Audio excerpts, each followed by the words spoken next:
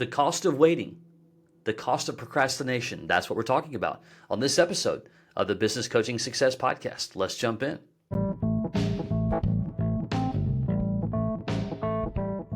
BJ O'Neill here with the Business Coaching Success Podcast. So glad you're here, where I share with you strategies, tools, and tips to be able to grow your business coaching practice to six figures and beyond as a Christian business coach. Let's jump in.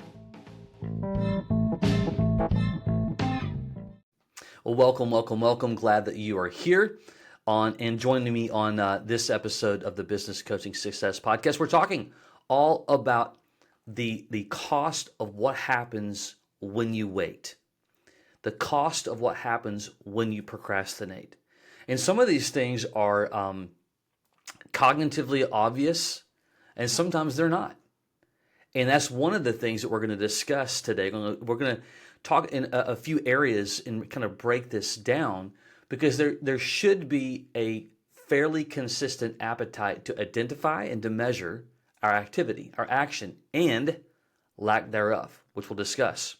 Before we jump in, if you are considering starting a business coaching practice, maybe you've thought about it for a while, you know you love to help people, you want to earn a good living, and you want to have freedom and flexibility, and you're curious of how what we do in our done-for-you systematic approach, you can go to businesscoachmastery.com. That's businesscoachmastery.com. There's some information that you can get there. You can also schedule a time for a quick chat to learn more about it, to see if it might be a fit for you to discover more.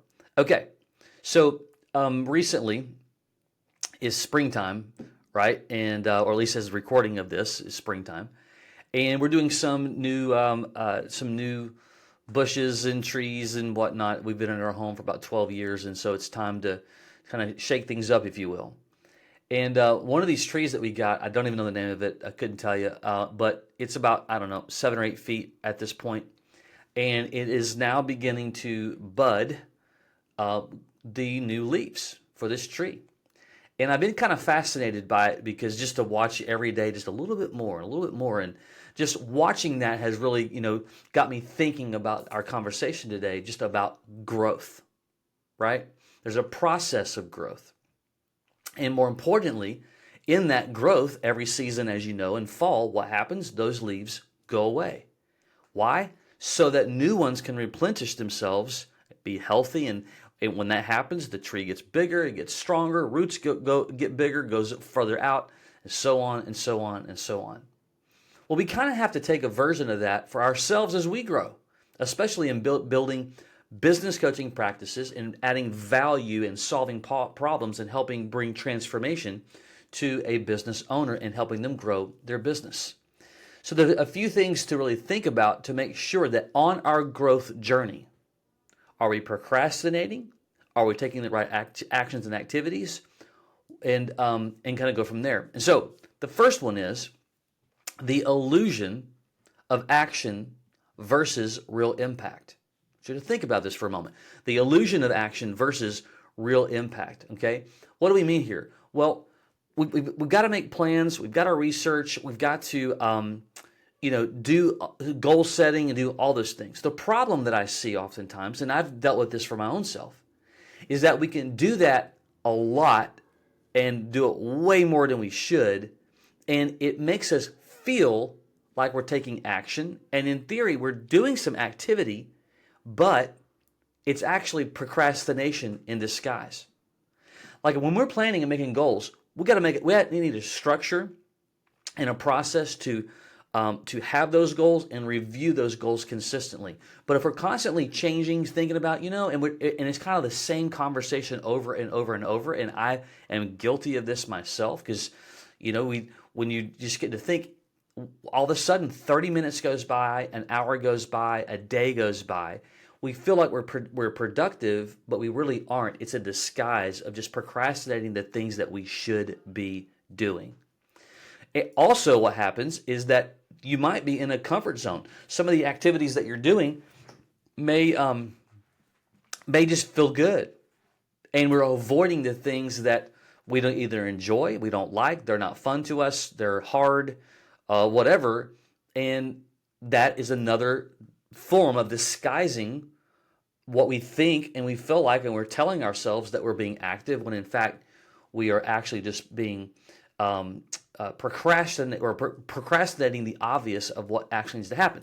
Well, then what happens? Well, we get a week down the road, a month down the road, and the list goes on and on and on, and we're not where we want to be. We're frustrated. We're like, man, this is taking a lot longer, and so on and so on and so on. So we got to make sure that we understand the difference between busy and being productive. How do we do that? Just address the activities and ask that question. Hey, BJ, am I just doing busy work here? Or am I actually moving the needle? Am I working on things that are actually going to have an impact? Remember, that's the whole point of this key, the illusion of action versus real impact. So we just need to ask that question. And what I'm working on right now today, is this going to have an actual impact?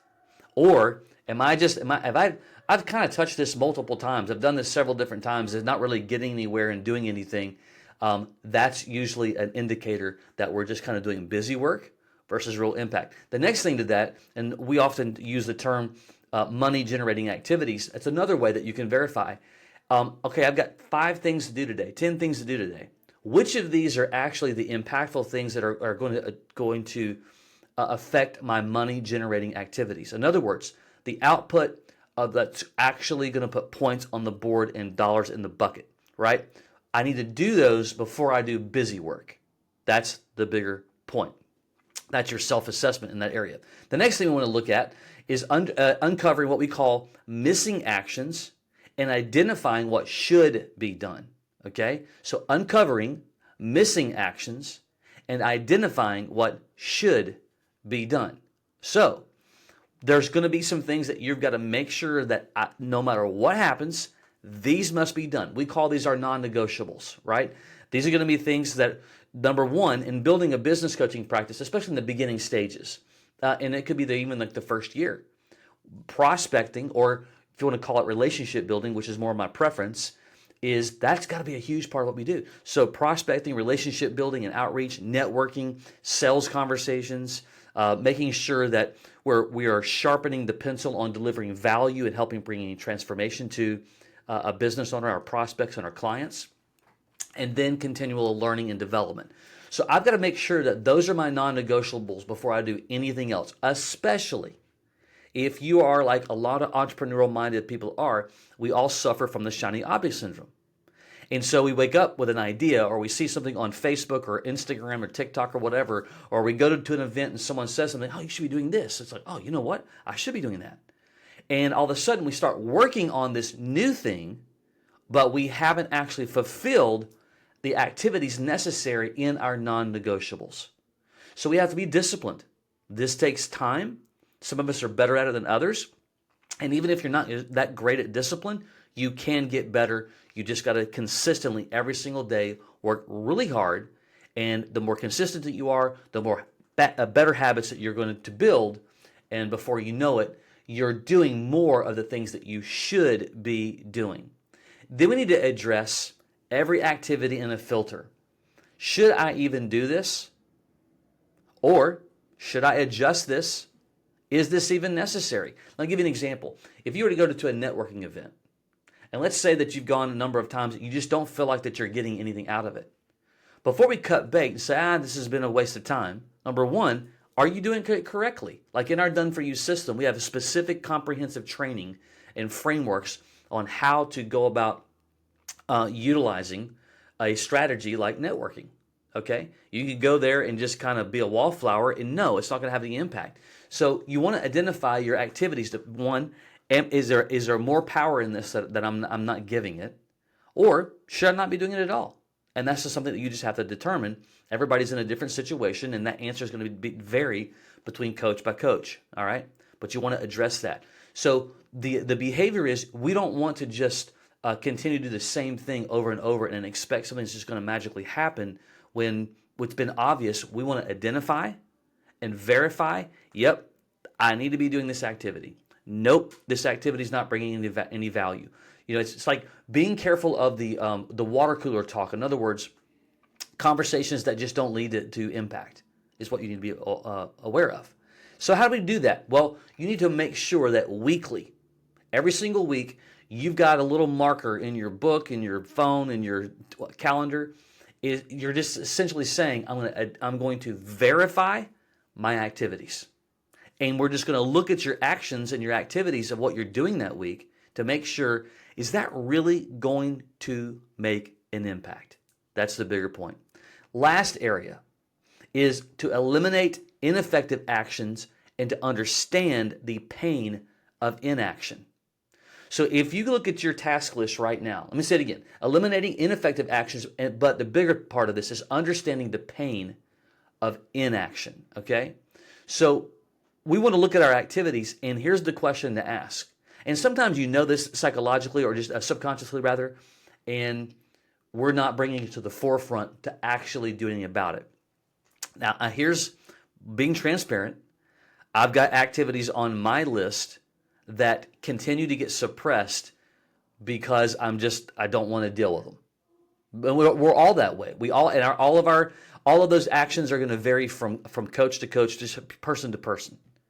But if you're looking at that list and you know you've had something on that list for a very long time, you need to have a come to Jesus meeting with yourself and say, self, what are you actually avoiding? Now this takes a lot of self-reflection. This is a lot of maturity. But if you're looking at that and say, what am I avoiding? Well, let's say that you have a list of people that you can call. You don't know who they are. They're prospects, but you don't do it. The question is, why? And you need to essentially begin to have a conversation with yourself. And you could also bring in an accountability partner in this as well. But it's like, BJ, what is it that's causing you to avoid this task and this activity? What are you afraid of? What are you scared of? What do you not want to fool with? What is it? And get honest with yourself and to truly connect with that activity to deal with it. The second thing is you also need to say, hey, BJ, do you understand that this list of 100 people that you got here that you're not calling, that you've got opportunity in there? You say that you want to build your business. You say that you want to grow your business, but you're avoiding what you think is whatever, but yet what you're actually doing is delaying opportunity that you say that you want. I want you to just process that out, right? The second thing is, it's things like the energy drainers, like eliminating what you believe, what's obvious even potentially, as energy drainers. And it's different for every single person. Social media probably is at the top of the list for most people, just because that's a problem. Back before social media, it was just, watching too much TV or whatever. But what are your energy drainers? What are the things that you need to absolutely eliminate that's providing zero, and I mean zero value, right? So important. So there you go. There's 3 areas that you absolutely can jump on right now to help yourself spring into action, avoid procrastination, wrap your entire time, your mindset, your bandwidth around the idea of, I want to fuel what I'm doing. I want to set it on fire. Part of that's going to be getting rid of things that don't matter. Part of this is going to be embracing the things that I've been avoiding, but making sure that we're following through every single week, verifying the activities that I'm actually working on, put points on the board, and I'm not avoiding the things that actually are going to be the backbone of what's going to cause me growth. Now, this is a journey.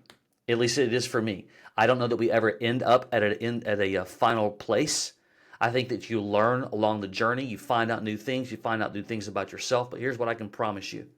If you'll take the disciplinary actions to be diligent, if you don't have a system, you need a system. Whether you're digital, paper, I don't care if it's on a notebook, paper, or a napkin. You've got to have a structure and a system to be able to walk through, making sure that you're doing the necessary activities for results. All right? Hope that adds value to you. There's a number of other episodes. If you're watching this on YouTube, you'll see those in there. If you're listening on Apple or Spotify or whatever, you can go back. We talk about being proactive all the time. I would encourage you to find those as well to help you along your journey building your business coaching practice. Until next time, Take care.